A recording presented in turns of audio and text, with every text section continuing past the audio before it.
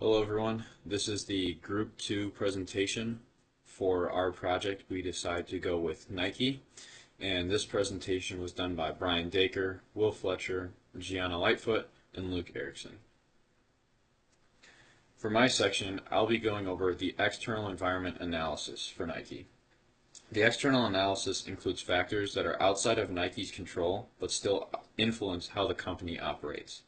These include economic, social, technological, political, and environmental factors. Knowing these factors can help explain the opportunities that Nike can take advantage of and the risks that it must manage. One important economic factor is Nike's long-term growth strategy. The company has set an ambitious goal to try to increase its annual revenue from $40 billion to $50 billion. This heavily depends on international markets since the U.S. markets are already mature. Asia, specifically countries like China and India, represent big growth opportunities for Nike. This is because of their large populations and their increased interest in sports. However, international markets do come with unique challenges and risks. Currency exchange rates, inflation, international turmoil, and slow economic development can reduce overall customer spending and growth opportunities. Nike must be very careful when trying to balance growth and economic uncertainty. Social trends are another major influence on Nike. One positive trend is the continued popularity of fitness and athleisure wear. Many people now wear athletic clothing for both sports and comfort. This has drastically expanded Nike's customer base as new people are joining the industry and market. Another social issue that Nike is facing is customers expect the brand to take issues and sides on political or social issues. Nike has often done this through different advertisements or community outreach programs. While these campaigns can strengthen customer loyalty, they can also be divisive, and taking a side can create both opportunities and risks. Technological factors are rapidly changing the athletic apparel industry. Things like AI, wearable tech, and digital platforms have made a massive impact on the industry itself. For example, Nike collects data through different apps and softwares to offer personalized product recommendations. Nike also invests heavily in e-commerce to make online shopping more accessible for people across the world. Recently, tech companies have started to move into the athleisure wear space. If Nike does not continue to innovate and separate itself from new competition, the digital marketing companies and technology companies that have stronger digital capabilities will eventually take over what was originally Nike's. Political factors mainly involve government policies and global trade. Nike manufactures its products overseas, which makes it susceptible to international trade tensions. This can cause prices and production costs to rise. Nike has also been in trouble for athlete scandals, workplace controversies, and allegations of unethical labor practices. Although these are not directly political issues, they can still draw heavy scrutiny from government agencies. Lastly, environmental factors and sustainability has become increasingly more important for both investors and consumers. Something that Nike has done to improve sustainability is to make products out of recycled materials. Today, Nike now makes shoes and different accessories and items that are made from trash and waste products. This helps improve Nike's brand image, but also helps the planet. Sustainability is no longer just about public relations, but it is now a key piece of what gives a company a competitive advantage in the current market space. Overall, Nike operates in a rapidly changing environment.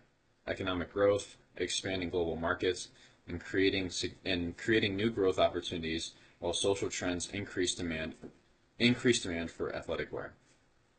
Technology allows Nike to improve customer experiences, but also creates new competition for them. Political tension and regulations can increase costs, and environmental expectations demand constant investments in sustainable practices. Overall, Nike's success depends on its ability to adapt quickly, innovate, and change to these new external forces while innovating and maintaining a strong global brand.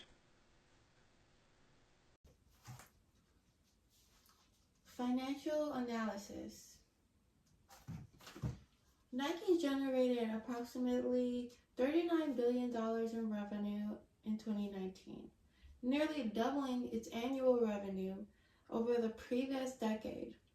The company held almost 60% of the running shoe market and nearly 90% of the basketball shoe and apparel market.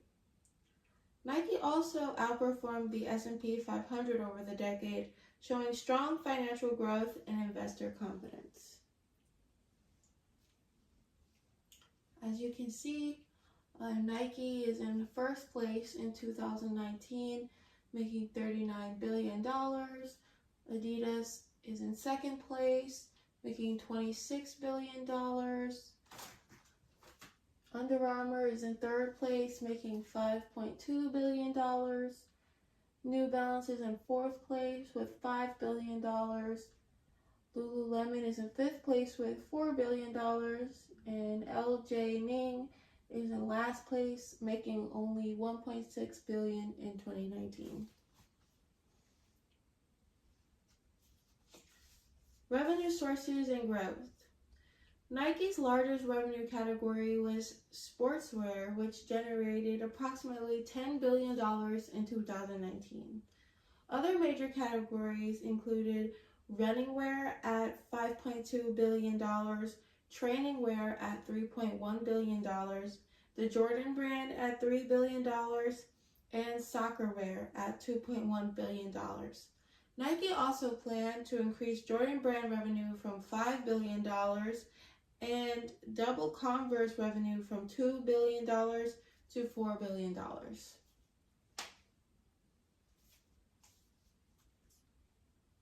As you can see in 2019 as well, other categories that Nike did made the most with $15.6 billion, and soccer apparel made the least in 2019 with only $2.1 billion.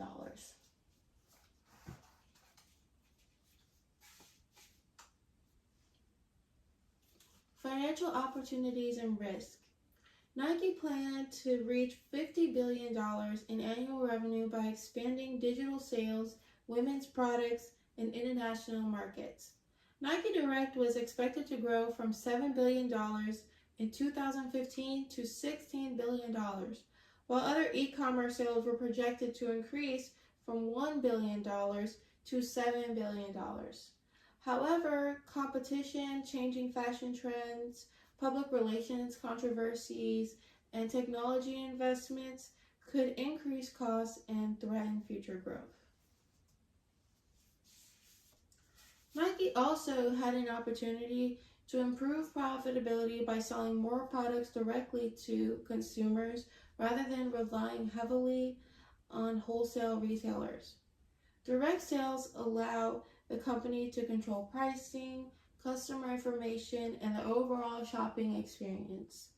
However, this strategy also exposes Nike to higher operating expenses, inventory risk, cybersecurity concerns, and the cost of maintaining stores, apps, websites, and distribution systems. Internal analysis. Internal strengths. Nike's main internal strengths include its powerful brand, strong product innovation, athlete endorsements, and large market share. Technologies such as Nike Air, Flyknit, Dri-FIT, and React support product differentiation. Nike also benefits from major partnerships with athletes, professional sports leagues, Apple, retailers, and international distributors. Internal weaknesses. Nike has faced serious internal challenges related to workplace culture, gender discrimination, leadership conduct, and employee dissatisfaction. The company was criticized for having a boys' club culture, limited promotion opportunities for women, gender pay differences, and inappropriate workplace behavior. Nike's dependence on celebrity endorsements Also creates reputational risks when sponsored athletes become involved in scandals. Internal strategic priorities. Nike should strengthen its workplace culture, leadership training, diversity, and human resource practices. The company should continue investing in digital commerce, customer data, Nike Plus, connected products, and technology partnerships. Nike must also balance social activism with brand risk while maintaining its focus on innovation, product quality, and direct relationships with consumers. Alrighty. Business problems and root causes. After analyzing Nike's external environment, industry, internal resources, and financial performance, we identified four root problems uh, that the business is facing with the company. The first problem is intensifying competition. Nike remains the industry leader, but competitors such as Adidas, Under Armour, and New Balance, and Lululemon and Li-Ning are becoming increasingly more competitive. Adidas has gained popularity among younger consumers by focusing on fashion, while Lululemon has successfully captured the premium athletic apparel market. This means Nike can no longer rely solely on its brand to maintain market leadership. The second problem that we see with Nike is the organizational culture. The case explains that Nike experienced multiple complaints regarding gender inequality, limited advancement within the company, opportunities for women, and inappropriate workplace behavior. These issues resulted in resignation of several executives and created negatively publicity. A strong internal culture is essential because employees ultimately drive innovation and long-term success. The third problem that we see with Nike is digital disruption. Technology is rapidly changing the athletic apparel industry through artificial intelligence, AI, and wearable technologies, connected devices, and e-commerce. Although Nike has developed products like Nike Plus and has partnered with companies such as Apple, the company recognizes that technology companies could potentially become future competitors if Nike fails to continue to innovating. Finally, Nike faces ongoing brand reputation risk. Throughout the case, several controversies have been discussed, one including athletic scandals, the Colin Kaepernick campaign, workplace culture concerns, and the Nike Oregon Project doping allegations. While Nike has often remained financially successful, these issues can damage consumer trust and distract management from achieving its long-term growth objectives.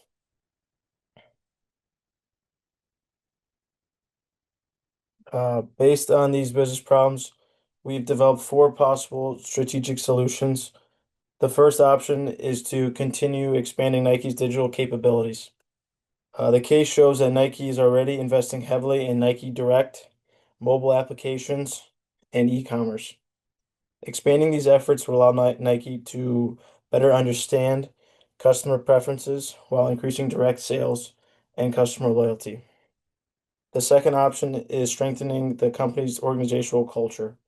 Uh, Nike Nike's had already begun implementing leadership training, increasing diversity initiatives, and improving human resource projects. Continuing these efforts would help rebuild employees' trust while improving the company's reputation as an employer. Um, Here. The third option is expanding internally, particularly in China and the women's athletic market.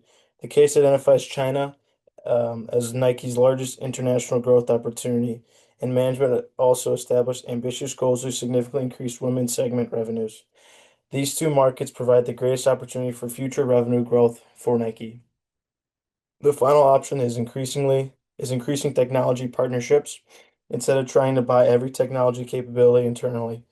Nike's partnership with Apple demonstrates how collaborating with technology leaders allows Nike to remain innovative while reducing development risk and costs.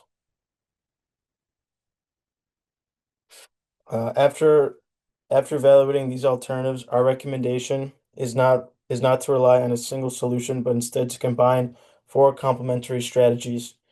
The first one Nike should continue accelerating its digital transformation through Nike Direct, e-commerce, and personalized customer experience. Secondly, the company should prioritize international growth, especially within China, while continuing to expand its women's product segment. Third, Nike should continue to improving its workplace culture by investing in diversity, leadership development, and stronger human resource practices. This addresses one of the company's biggest internal weakness identified throughout the case study. And the final one, Nike should continue forming strategic technology partnerships like the one with Apple. These partnerships allow Nike to benefit from rapid changing technologies while maintaining its core strength in design, branding, and marketing.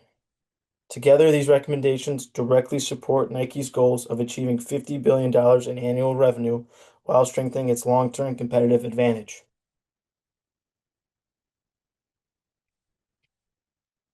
Our implementation plan focuses on realistic, measurable steps. During the first 6 months, Nike should focus internally by strengthening leadership training, improving workplace culture, and implementing additional diversity initiatives. Between 6 and 12 months, management should continue expanding Nike's direct online sales and customer engagement through digital platforms.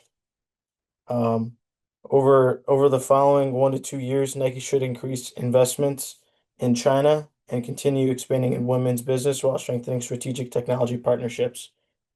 To measure success, management should monitor several key performance indicators, including revenue growth, China's sales, women's segments growth, digital sales, employee satisfaction, and customer engagement. Tracking these metrics will allow management to evaluate whether the strategy is producing the desired financial and organizational results, which would help Nike in the long term.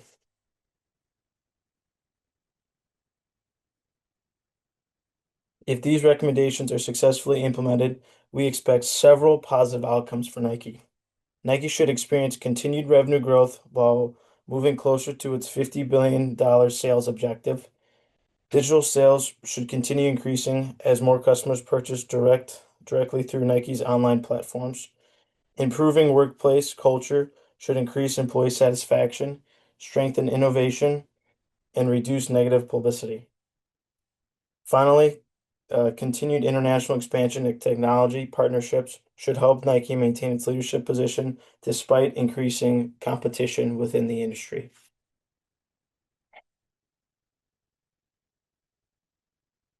In conclusion, our analysis shows that Nike remains one of the strongest companies in the athletic footwear and apparel industry because of its global recognized brand, continuous product innovation, and successful marketing strategies that it has shown. However, the case also demonstrates that Nike cannot rely solely on its historical success. Stronger competition, changing consumer preferences, technology disruptions, and internal cultural issues all present significant challenges that management must address. By focusing on digital transformation, international expansion, stronger organizational cultures, and strategic technology partnerships, Nike can continue building its existing strengths while addressing the root cause of its current challenges. Overall, these recommendations position Nike to achieve sustainable long-term growth and remain the global leader in athletic footwear and apparel. Thank you, everyone. I'd now be happy to answer any questions. Hello everyone. So looking at the industry analysis for Nike, the first thing is competitive rivalry. And as we know, Nike is in a very competitive business. They do athletic clothing, they do team apparel, they do jerseys, and they just do so much. So looking at that for an assessment, we gave it high, and that's because Adidas, Under Armour, Lululemon, you can go on and on, Alo, Viore. It's just a really competitive market for them to continue to stay on top of their game, and I feel like one of the best ways that they do that is by endorsements. And some of the ways that I mean by that are they go out and get athletes like Tiger Woods, and there's just so many athletes that they have endorsements with and sponsorship deals with that keep them at the top of their game and competitive. And just when a young person sees one of their idols wearing this clothing, they like to go out themselves and buy it. yeah, so then looking at the next thing, threat of entrance assessment, we gave it a low, and that's because established brands, large marketing budgets, and global scale manufacturing. It's just, like I said, it's a super competitive market with all of the competition in that area. And then going to the next one of buying power, we also gave that an assessment of high. And that is because consumers have several alternatives and can easily switch brands. So just expanding on that a little bit, me as I buy clothes, I play sports and stuff like that. So I don't have to choose which one that I want to go with, or I guess I have the right to choose which brand I want to go with. So with that being said, there's no one that's making me choose Nike. So me as a consumer, I get to choose which one fits me the best, and Nike's stayed at the top of their game for a long time in that industry because they continue to come out with great clothing, great jerseys. They're just very innovative, if that makes sense. Like, they're always trying to, I guess, keep up with the Joneses, and that's why they've done so well for so long and continue to kind of be at the top of the mountain for clothing brands when it comes to athletic wear. Yeah, and just kind of going on that, like I said, me as a consumer, there's no one that's making me buy Nike. So it's a very competitive market, and I just keep going back to how competitive it is, and that's just because it's so easy. I could wear Nike one day and wear Nike my whole life, and then let's say Adidas, one of their biggest competitors, comes out with something. I can easily switch right over to Adidas, and no one's going to stop me from doing that. And that goes on and on, like Lululemon, Under Armour, Vuori. There's just so many brands that are making that market competitive. And also there's like the cheaper options now, like Costco even is coming out with athletic wear, and Walmart, Target, just super competitive. Then going on to supplier power, we give that assessment of low. Nike works with hundreds of independent manufacturers worldwide, reducing dependence on suppliers. So what that basically means is they're working with all of these other small manufacturing things to continue to help them stay on top of their game. A great example who's really done a good job of that is Amazon. They don't make a lot of their stuff, but they distribute so much, and it just helps. Like Amazon Prime, for example, like if you can order something and you live in a major city, you can get it basically that same day. And then for threat of substitutes, we give that a moderate. Consumers can substitute competing brands depending on trends. So like I said, me as a consumer, I can switch to Adidas, I can switch to Under Armour, I can switch to anything. And I would say the biggest threat coming up is the cheaper knockoffs. And it's not even knockoffs, but like Walmart and Target are doing such a good job of making that market competitive, and the more competitive it gets, the cheaper that Nike, Adidas, Under Armour have to be to lower their prices to keep them competitive. Therefore, more and more people continue to buy their stuff, because why would you spend the extra money for a logo if there's something as good for cheaper? But at the end of the day, I think that's also what's made Nike so good, is their swoosh is just so iconic, and everybody knows what the swoosh is, and they continue to want to wear their apparel because it's just worldwide known. And it just goes back to, they have so many people that they endorse and sponsor that wear their stuff on a daily basis, and a lot of those people are idols for these kids to look up to. So when they see their idols wearing all of their clothing, it just makes them want to continue to wear it themselves. So yeah, that's all I have.